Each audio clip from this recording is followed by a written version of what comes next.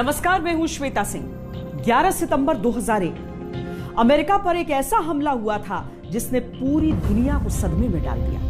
इससे पहले super power America पर ऐसे आतंकी प्रहार की कल्पना तक कोई नहीं कर सकता था। अमेरिका ने भी सौगंध उठा ली, एक एक आतंकी को खत्म करेंगे। वो अपनी सेना के साथ कूच कर गया अफगानिस्तान। दुनिया उम्मीद से उसकी ओर देखती रही। उसके मरीन कमांडोज ने terrorist number 1 Osama bin Laden को पाकिस्तान में ढूंढकर मार गिराया। लेकिन बीतते समय के साथ आतंक के खात्मे की जो पिक्चर अमेरिका सबको दिखा रहा था, उसकी परतें उतरने लगी और 20 साल बाद दुनिया में आतंकवाद का वही चेहरा फिर अट्टहास कर रहा है। क्या हुआ 20 साल पहले, क्या हो रहा है 20 साल बाद? Taliban regime is coming to an end. The war in Afghanistan is now over. 9/11 केवल तारीख नहीं, ये आतंक के खिलाफ जंग का शंखनाद था। दुनिया भर से आतंक को जड़ से उखाड़ फेंकने का संकल्प।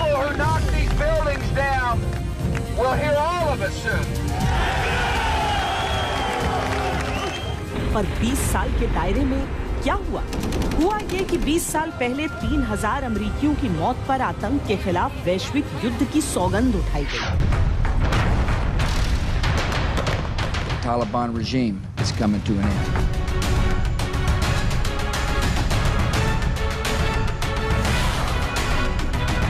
Make no mistake, the United States will hunt down and punish those responsible for these cowardly acts.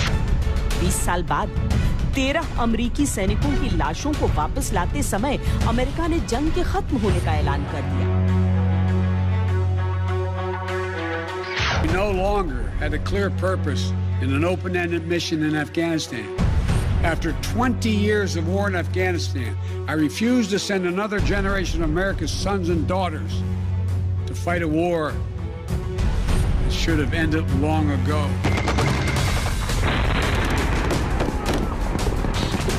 बीस साल पहले तालिबान, अल-कायदा अमेरिका की नजर में आतंकवाद की जड़ हुआ करते थे।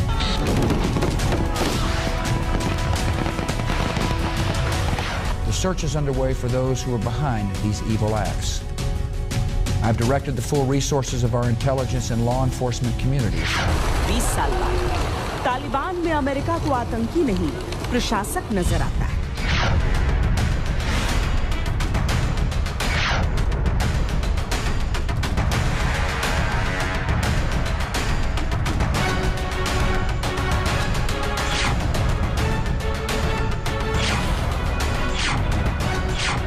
It's a matter of trust. It's a matter of mutual self-interest. And but there is no evidence thus far that I've been given as a consequence by any of our commanders in the field that there has been collusion between the Taliban and ISIS. 20 साल पहले America ने तालिबान को सत्ता से उखाड़ फेंका।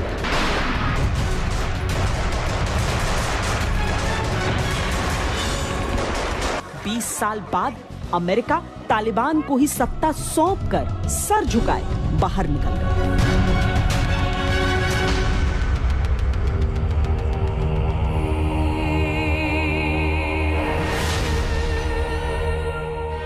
बीस साल पहले की कोशिशों से खूंखार आतंकवादियों को वैश्विक तौर पर मोस्ट वांटेड घोषित किया गया था। 20 साल बाद वो आतंकी अफगानिस्तान की सत्ता में बैठे हैं। अमेरिका पर्दे के पीछे से उन्हें मान्यता दिलाने की कोशिशों में जुटा है।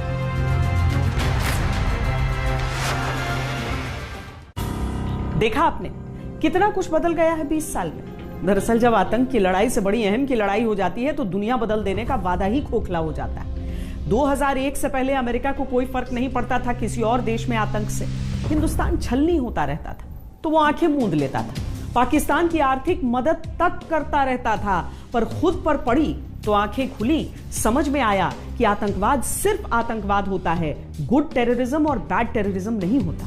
अफसोस 20 साल बाद वो फिर यह सबक भूल गया। आतंक के खिलाफ लड़ाई में दुनिया 20 साल बाद फिर जीरो पर खड़ी है। अमेरिका के अफगानिस्तान में 20 साल चले वॉर ऑन टेरर का बदला था काबुल एयरपोर्ट पर हुआ आतंकवादी हमला किया आईसिस खुरासान ने। इस हमले से पहले व्हाइट हाउस की तकरीरों में तालिबानी ताकत को स्वीकारा जा रहा है। जैसे ही इस हमले में अमेरिकी सैनिकों के मारे जाने की खबर आई, अमेरिका खुरासान को खत्म करने की कस्में खाने लगा।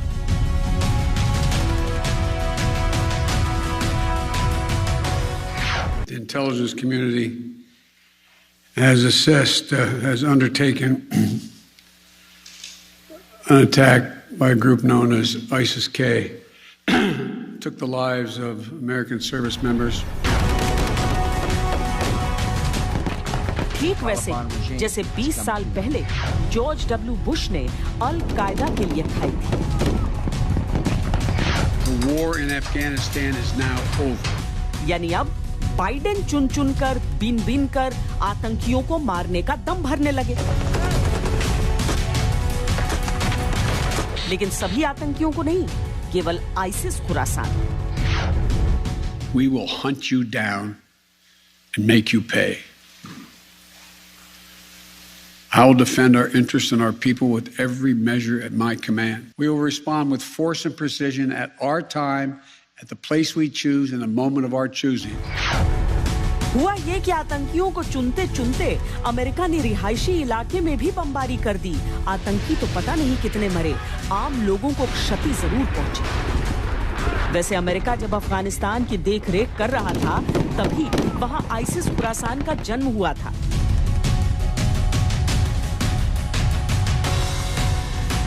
दो 2014 में पाकिस्तान में रहने वाले अफगान शरणार्थियों के बीच फतेह नाम से खुले आम पर्चे बांटे जा रहे थे। पर्चे बांटने वाला ग्रुप खुद को Islamic state in Khorasan province बता रहा था। 2020 में इसी खुरासान ने काबुल के अस्पताल पर हमला करके कई बच्चों सहित 24 लोगों की जान ले ली थी। इसी खुरासान ने मई 2021 में काबुल के एक स्कूल पर हमला करके 90 लोगों की जान ले ली थी, जिसमें अधिकतर छात्राएं थीं।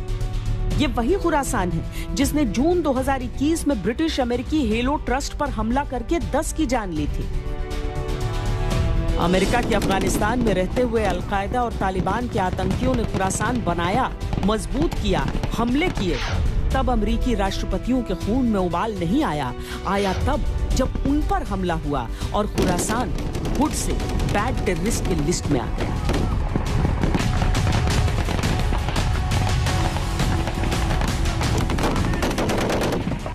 अमेरिका ने आतंकवाद के खात्मे के लिए 20 साल में बहुत पैसा बहाया है।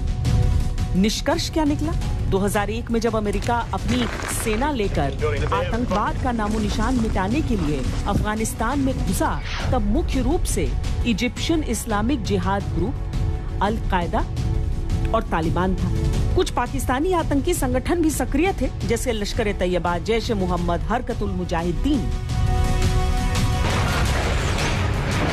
ये report US based think tank की ही है।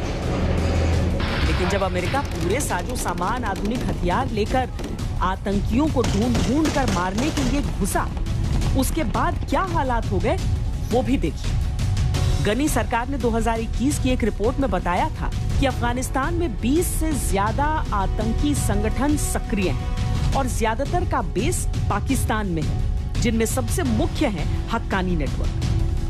अल कायदा, दाइश यानी Islamic state of Khorasan, Taliban, Tehreek-e Uzbekistan, Mujahideen United council और कम से कम 1 दर्जन से ज्यादा पाकिस्तानी आतंकी संगठन।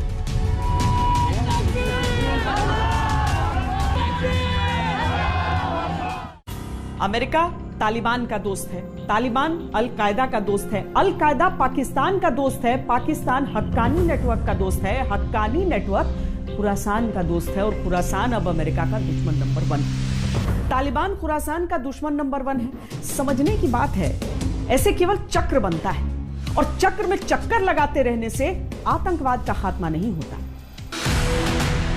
20 साल कम नहीं होते, 20 साल में होते हैं 240 महीने, 7200 दिन, 1,72,800 घंटे। और अगर एक महाशक्ति ने पल पल आतंक के खात्मे के लिए झोंकने की कसम खाई हो, तो करोड़ों अरबों पल खाक हो गए।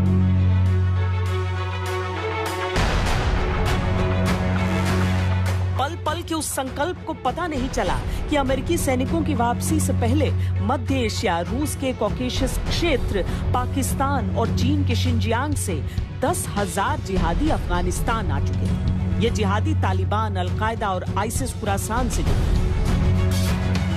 ये बात 2021 में संयुक्त राष्ट्र की एक रिपोर्ट में सामने आई। बीते 20 सालों में अमेरिका ने कई बड़े बड़े आतंकवादियों को संयुक्त राष्ट्र सभा में वैश्विक आतंकवादियों की लिस्ट में शामिल कराया, करोड़ों डॉलर का इनाम रखा। 20 साल में इन आतंकियों का क्या हुआ, देखिए। मुल्ला हसन अकुन तालिबान के सबसे पुराने सदस्यों में से एक, बामियान में बुद्ध मूर्ति तोड़ने वाला और संयुक्त राष्ट्र की वैश्विक आतंकी लिस्ट में शुरुआती नामों में लिस्टेड, ये अफगानिस्तान का प्रधानमंत्री है। मुल्ला गनी बरादर, मुल्ला उमर का रिश्तेदार। 9/11 अटैक के बाद से अमेरिका को इसकी तलाश थी। दोहा में अमेरिका ने इसी से बात की और अफगानिस्तान का भविष्य इसके हाथों में सौंपा। संयुक्त राष्ट्र की लिस्ट में ग्लोबल टेररिस्ट, फिलहाल अफगानिस्तान का deputy prime minister. Sirajuddin Haqqani, Haqqani network का मुखिया और लादेन का करीबी। अमेरिका की सबसे बड़ी जांच एजेंसी FBI ने ही इसके सिर पर 37 करोड़ रुपए का इनाम रखा। अमेरिकी सैनिकों की हत्या, काबुल में अमेरिकी दूतावास पर हमला और तमाम अमेरिका विरोधी आतंकी गतिविधियों का मास्टरमाइंड। अब अफगानिस्तान में गृह मंत्री।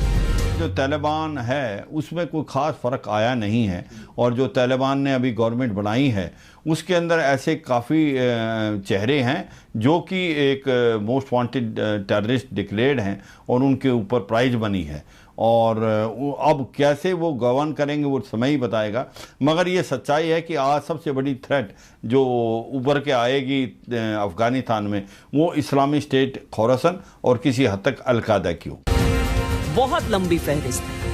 अमेरिका जिन्हें 20 साल तक ढूंढता रहा, उनमें से कई बड़े आतंकवादी 20 साल बाद तालिबानी कैबिनेट में ही मिल गए। हो सकता है कुछ समय बाद इनमें से कुछ विदेशी कूटनीति और संबंधों के विस्तार के लिए व्हाइट हाउस में बाइडेन से हाथ मिलाते दिख जाएं। ठीक वैसे ही जैसे 1986 में व्हाइट हाउस में अफगानिस्तान के मुजाहिद, लेकिन दुनिया के लिए आतंकवादी राष्ट्रपति रीगन के साथ दोस्ती की पींगे बढ़ाते दिखे थे। क्या पता बरादर बाइडेन की ब्रदर की भूमिका दिख जाए। 20 साल में बहुत कुछ बदला है।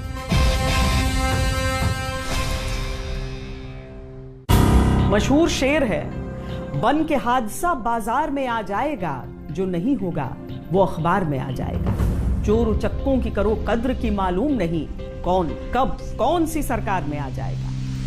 कहते हैं कुछ भी स्थायी नहीं होता, न दोस्ती न दुश्मनी। वैसे तो आतंकवाद को भी स्थायी नहीं होना चाहिए, पर आतंकवाद स्थायी है, सच्चाई है। हाँ, 20 साल में आतंकवादी की परिभाषा बनती बिगड़ती रही। कभी आतंकवादी तो कभी मुजाहिद तो कभी प्रशासक। UN सिक्योरिटी काउंसिल में बहुत मेहनत करनी होती है, तब जाकर कोई संगठन या व्यक्ति आतंकवादी घोषित होता है। संयुक्त राष्ट्र सुरक्षा परिषद के 15 सदस्य होते हैं, जिनमें 5 स्थायी सदस्यों के पास वीटो पावर होता है। जब किसी को वैश्विक आतंकी घोषित करना होता है तो पहले इस पर एक प्रस्ताव पास होता है। इसके बाद संबंधित देश इस पर चर्चा करते हैं।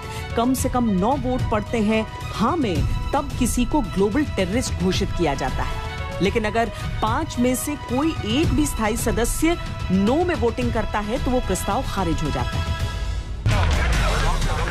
इसे ऐसे समझिए कि भारत ने बार बार मसूद अजहर को ग्लोबल टेररिस्ट घोषित कराने की कोशिशें की, लेकिन हर बार सिर्फ चीन के वीटो ने मसूद अजहर को बचा लिया। खैर, 20 साल में बाकी कुछ बदला हो या न बदला, अब इस बात पर कोई संशय नहीं कि कहने को सुपर पावर देश दूसरे देशों में आतंकवाद से बेपरवाह रहते हैं, उसे नजरअंदाज करते हैं।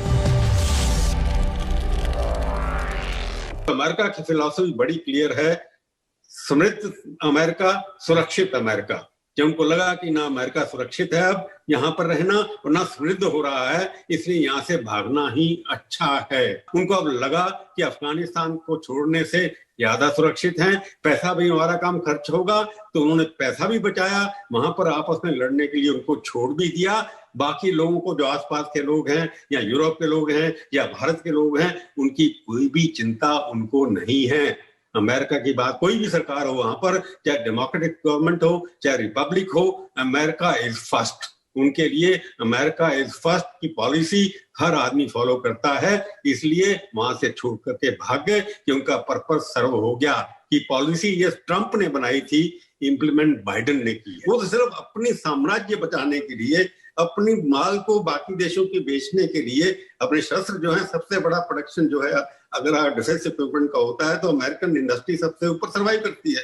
जब तक युद्ध होते रहेंगे सारे विश्व के अंदर, अमेरिका उसके अंदर पैसे बनाता रहेगा। दिखाने के लिए संयुक्त राष्ट्र की लिस्ट में तालिबान अब भी एक आतंकी संगठन है। तालिबान पर कई प्रतिबंध हैं, लेकिन ऐसा कितने समय तक रहेगा पता नहीं। There is no evidence thus far that I've been given as a consequence by any of our commanders in the field that there has been collusion between the Taliban and ISIS in carrying out what happened today, both in front of the hotel and what is expected to continue for beyond today.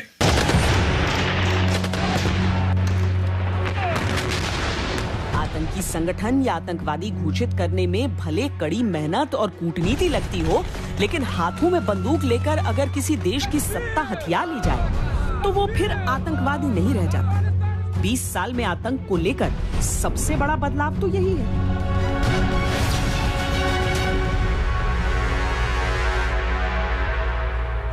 Taliban 1996 का हो या 2021 का, पाकिस्तान हमेशा उसका सदाबहार दोस्त रहा। बीते 20 साल में जो एक चीज बदली वो ये कि पाकिस्तान को आतंक के खिलाफ लड़ाई में मिलने वाली मदद पर अंकुश लगा। लेकिन ट्रंप और बाइडेन के बीच पता नहीं ये व्यवस्था आगे कायम रहेगी या नहीं रहेगी। 20 साल बहुत होते हैं किसी भी बदलाव को लाने के लिए। अगर हम फिल्मों के रीमेक को ही देख लें तो इतने दायरे पर बनी फिल्मों में सब कुछ बदल जाता है। देखिए, 97 में जुड़वा फिल्म आई जिसमें थे सलमान खान। जब 2017 में आई तो जुड़वा 2 में वरुण धवन हो गए। फिल्म में सीन लगभग वही रहे, लेकिन किरदारों को बदल दिया गया। पर आतंक के खिलाफ लड़ाई की पिक्चर में 20 साल बाद भी कुछ बदला क्या? लगता तो नहीं, क्योंकि इसके तो खलनायक भी अभी तक सेम टू सेम है। वही तालिबान, वही अलकायदा, वही पाकिस्तान और एक हारा हुआ अमेरिका। 20 साल में कई चेहरे बदले, चेहरों की नीतियां बदली, लेकिन आतंकवाद खत्म होने की जगह और भी विभत्स रूप में सामने आया।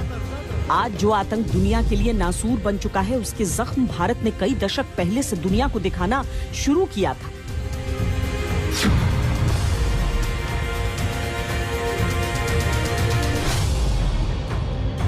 हाँ, 20 साल में इतना जरूर बदला है कि भारत दुनिया के मंच पर आतंकवादी देश के तौर पर पाकिस्तान को एक्सपोज करने में कामयाब हो सका है।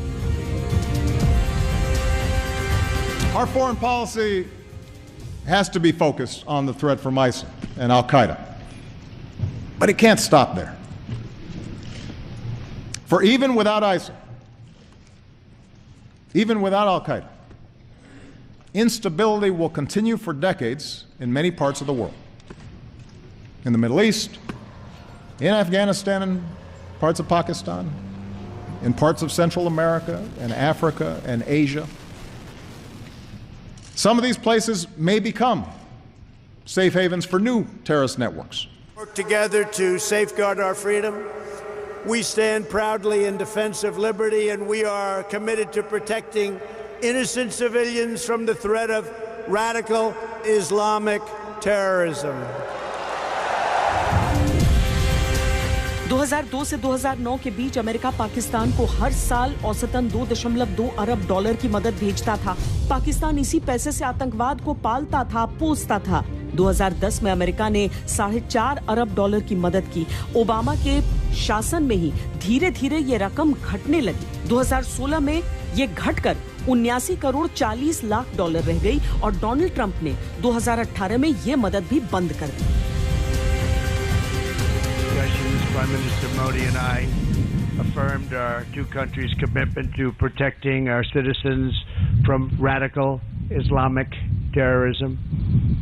In this effort, the United States is also working productively with Pakistan to confront terrorists. On peace operation has recognized these issues. Bharat के अथक प्रयासों के बाद विश्व के आईने में पाकिस्तान की तस्वीर एक आतंकवादी देश के तौर पर सबके सामने आई। लेकिन अमेरिका में बदलती सत्ता के साथ पाकिस्तान के प्रति रुख में नरमी भी नजर आती। पुराने ही हाल पे रहेगा और पाकिस्तान के इन्फ्लुएंस में आके हिंदुस्तान के ऊपर चोट पहुंचाने की कोशिश करेगा, ये हमें वेट करना पड़ेगा। बट एक चीज़ मैं ज़रूर कहूँगा दावे के साथ, हिंदुस्तान भी जो 1990 और 95 में था वो आज 2021 में वो नहीं है। 20 साल में यह भी हुआ कि अमेरिका ने पाकिस्तान की आर्थिक मदद रोकी तो चीन ने मदद शुरू कर दी। आतंकवाद की भट्टी में ईंधन पहुंचना कभी रुका ही नहीं। पावर और सत्ता की होड़ में एक तरफ है आतंकवादी और दूसरी तरफ वो महाशक्तियां जो आतंकवादियों का इस्तेमाल भी करना जानती। महाशक्तियों की आपसी अहम की लड़ाई ने बीते 20 साल में पाकिस्तान में 20,000 से ज्यादा ऐसे इंस्टीट्यूट मजबूत कर दिए जिन्होंने दुनिया को दहलाने वाले आतंकी पैदा किए। पश्चिमोत्तर पाकिस्तान में चलने वाले सिर्फ एक मदरसा दारुल उलूम हक्कानिया की सच्चाई ही होश उड़ा देने के लिए काफी है। दारुल उलूम हक्कानिया को गर्व है इस बात पर कि उसका एक छात्र तालिबान के संस्थापक मुल्ला उमर का मुख्य सलाहकार रहा, जिसकी वजह से उसके मदरसे को फादर ऑफ तालिबान कहा जाता है। 1990 में इसी मदरसे के छात्रों ने अफगानिस्तान में तालिबानी विचारधारा को मजबूत किया और उनके साथ लगातार लड़ने का काम किया, यहां तक कि 2001 में अमेरिकी सैनिकों के खिलाफ जंग में भी शामिल रहे। 2007 में पाकिस्तान की पूर्व प्रधानमंत्री बेनजीर भुट्टो की हत्या में यहीं से निकला आत्मघाती हमलावर शामिल था। इसका गुस्सा इस बात पर था कि बेनजीर अमेरिका के साथ मिलकर इस्लामिक चरमपंथी गुटों पर कार्रवाई की योजना बना रही थी। कुख्यात आतंकी संगठन हक्कानी नेटवर्क का नामकरण भी इसी दारुल उलूम हक्कानिया मदरसा के नाम पर हुआ। हक्कानी नेटवर्क एक बड़ा कट्टर आतंकवादी संगठन रहा है, जिसके कि अलकायदा से भूतकाल में बड़े गहरे संबंध रहे हैं। तालिबान से भी इसके बड़े निकट संबंध रहे हैं और ये संगठन पाकिस्तान की आर्मी के इशारे पे काम करता है। आतंक के खिलाफ खड़े होने के दावे करने वाले ये सोचने वाली बात है कि पाकिस्तान आतंकवाद की बड़ी नर्सरी इन्हीं 20 सालों में बना रहा। पाकिस्तान की जमीन पर पाकिस्तान की सरकारी मशीनरी के दम पर सारे आतंकी संगठन तैयार होते रहे। 20 सालों में आतंकवाद के लिहाज से क्या बदला ये देखना है तो हिंदुस्तान ने क्या किया वो देखना भी जरूरी हो जाता है, क्योंकि भारत एक ऐसा देश है जिसने आतंक के तमाम प्रहार सहे हैं। लेकिन बीते कुछ सालों में, जो कि 20 साल के दायरे में ही आता है, हिंदुस्तान ने दिखा दिया है कि आतंक से किस तरीके से लड़ा जाता है। चाहे पाकिस्तान की सीमा में घुसकर सर्जिकल स्ट्राइक करने की बात हो या पूरी दुनिया में जिस तरह से एक मिसाल बनी बालाकोट में जब आतंकियों के अड्डे पर भारत ने एयर स्ट्राइक्स किए। बस 3 महीने का अंतर था अमेरिका के वर्ल्ड ट्रेड टावर पर हमले और भारत में संसद पर हुए हमले में। इसके बाद से 20 साल तक अमेरिका ने भी लड़ाई लड़ी आतंकवाद के खिलाफ और भारत ने भी।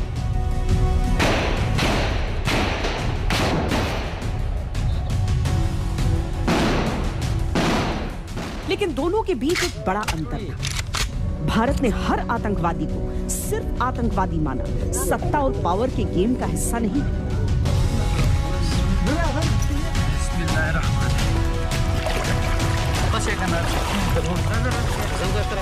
आतंकवाद हमारे समय की एक बड़ी चुनौती है। यह खतरा एक देश या एक क्षेत्र के लिए नहीं, ये खतरा पूरी मानवता के लिए है।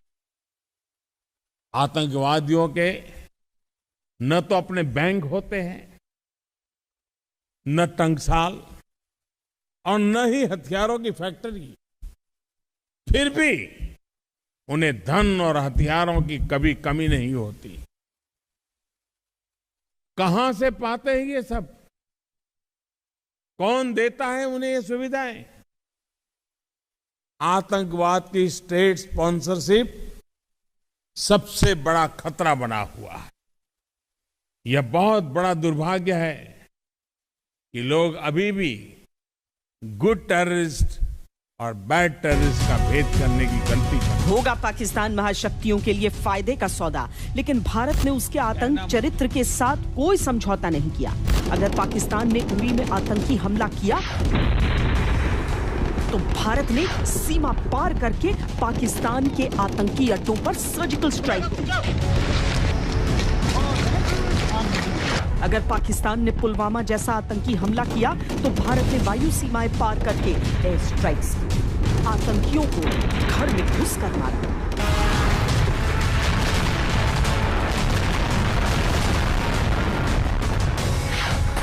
भारत ने दुनिया को आतंकियों का असली चेहरा दिखाया तो ये भी दिखाया कि आतंकवाद से निपटा कैसे जाता है। भारत ने दिखाया कि आतंकवाद के साथ दोहा कतर जैसी बातें नहीं की जाती, बल्कि 2 गज जमीन के नीचे उसके किरदारों को दफन किया जाता है। Indian perspective, we were anticipating a Taliban takeover of Afghanistan. We were concerned about how the terrorist activity from Afghanistan could overflow into India. And so to that extent, our contingency planning had been ongoing and we are prepared for that. Pakistan भले तालिबान राज की खुशी में कश्मीर के मंसूबे पालने लगा हो, लेकिन भारत अलर्ट है। तालिबानी शासन की बर्बरता और आतंकवाद को लेकर दुनिया से संवाद स्थापित करना शुरू कर दिया। भारत पाकिस्तान प्रायोजित और पोषित आतंकवाद से अपनी लड़ाई खुद लड़ रहा है, लेकिन आतंकवाद के खिलाफ अमेरिका और समर्थित देशों की संपूर्ण लड़ाई बीते 20 सालों में अल-कायदा से शुरू होकर आईसिस खुरासान तक ही आई। पाकिस्तान में पल रहे लश्कर-ए-तैयबा, जैश-ए-मोहम्मद, लश्कर-ए-जंगवी, मुजाहिदीन यूनाइटेड काउंसिल, मौलवी नजीर ग्रुप, तहरीक-ए-तालिबान, जमात-उद-दावा, लश्कर-ए-इस्लाम, अंसारुल इस्लाम और इस्लामिक जिहाद मूवमेंट सहित कई और आतंकी संगठन न चीन के लिए चिंता की बात है, न अमेरिका के लिए, न रूस के लिए, न ब्रिटेन के लिए। सच्चाई तो ये है कि बीते 20 साल में आतंक के खिलाफ वैश्विक जंग छेड़ने का दावा करने वाले देश आतंकवाद की सही परिभाषा तक डिजाइन नहीं कर पाए। पाकिस्तान इसी पर इतराता है और दुनिया भर में आतंकवाद फैलाने में कामयाब होता रहता है। वक्त है एक ब्रेक का। आतंकवाद के खिलाफ लड़ाई के 20 साल का विश्लेषण जारी है। अब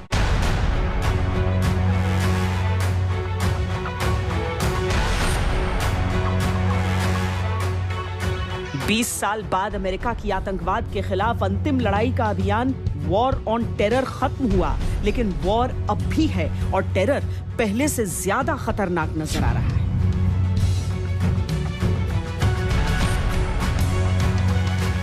बीते 20 साल में जिस तरह अमेरिका ने तालिबान अल-कायदा के साथ कभी नीम कभी सख्त का रवैया अपनाया, उससे आतंकवाद के खिलाफ महाशक्तियों की लड़ाई का असली उद्देश्य भी कम से कम अब समझ आने लगा है और वो उद्देश्य नए लक्ष्य के तौर पर झलक रहा है। आप देखते हैं चाइना इस बार बढ़ चढ़ के अफगानिस्तान के साथ आ रहा है। इनफैक्ट कल जब उनकी गवर्नमेंट अनाउंस हुई, तालिबान ने जो इंटरिम गवर्नमेंट अनाउंस की, चाइना ने ना सिर्फ उसको वेलकम किया बल्कि $31 मिलियन की उन्हें एड देने की भी बात की है। अफगानिस्तान के अलावा भी आतंकवाद के खिलाफ लड़ाई के कई मोर्चे अमेरिका ने बीते 20 साल में खोले, जिनमें से एक था अल-कायदा से जुड़े ईस्ट तुर्किस्तान इस्लामिक मूवमेंट संगठन से लड़ाई। 2 साल पहले तक अमेरिका इस संगठन से लड़ रहा था। अमेरिका ने उसे पिछले साल आतंकवादी संगठन की लिस्ट से हटा दिया है। अब इससे बीजिंग परेशान है। ईस्ट तुर्कमेनिस्तान इस्लामिक मूवमेंट चीन के शिनजियांग प्रांत में चीन की दमनकारी नीतियों के खिलाफ सक्रिय है। शिनजियांग प्रांत में चीन ने उइगर मुसलमानों के खिलाफ अमानवीय अभियान छेड़ रखा है। चीन अमेरिका से बार-बार अपील कर रहा था कि इस संगठन पर नकेल कसी जाए, लेकिन अमेरिका ने ETIM को आतंकी संगठन की लिस्ट से ही हटा दिया। अमेरिका ने आतंकी लिस्ट से ETIM को बाहर किया है, जबकि यही आतंकी संगठन सीरिया में अल-कायदा का सबसे करीबी है और इसके 30,000 आतंकी चीन और सेंट्रल एशिया में फैले हैं। यानी हो सकता है कि अब अगली आतंकी लड़ाई में चीन धुरी बने और अमेरिका फिर से बदले हुए प्रारूप में कोई वॉर ऑन टेरर छेड़े।